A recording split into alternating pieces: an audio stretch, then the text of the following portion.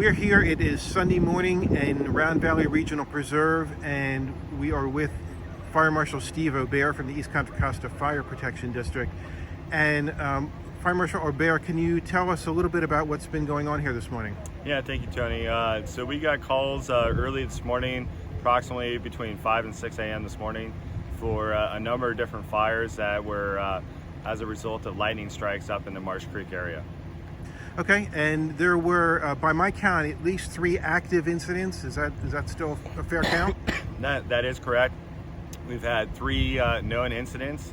One up along the Marsh Creek Deer Valley Road, one off of Briones Valley Road off of Deer Valley, and then the other one inside the park of the Round Valley Regional Preserve.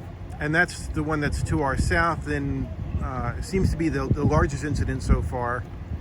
Do you have an estimate on the number of acres that have burned here? Estimate is probably in total about 100 acres consumed by fire so far this morning. Okay, and what's the estimate for getting that fire under control? We haven't got an update as of right now. As you can see, it's deep inside the park, so it does take a little bit of time to get the resources all the way down into the park to be able to go fight that fire effectively. Okay, and there was a call for strike teams early this morning? Right, early on, Calif has been shoulder to shoulder with us right from the get-go, and we realized early on with the multiple different fires that we had, we needed those additional resources. So there's been 2 strike teams that were called in here, which brings Type 3 wildland units all throughout the entire county, and then it also brings 2 dozer operators to be able to cut fire line all the way around these fires. Okay. And I heard that there was a recall of all your district's resources this morning as well? There was.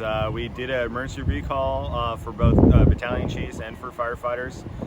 They are in the process of staffing up 3 additional Type 1 engines that we can operate while the rest of the crews that are on their normal shifts are out here fighting these fires today.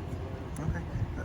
Were there any structures damaged, threatened, or any injuries this morning? We did have a couple structures that were threatened early on. Those fires were quickly brought under control, and right now we don't have any information that we have structures that are impacted inside the park. Okay. And what does the rest of the day look like for your crews? Hopefully getting a little bit slower and a little bit cooler, but it's kind of humid out here early on, and it was still pushing about 90 degrees early this morning. Okay. All right, thank you very much for your time, Chief. Thank you. This is Tony Cookwich for the Press.net.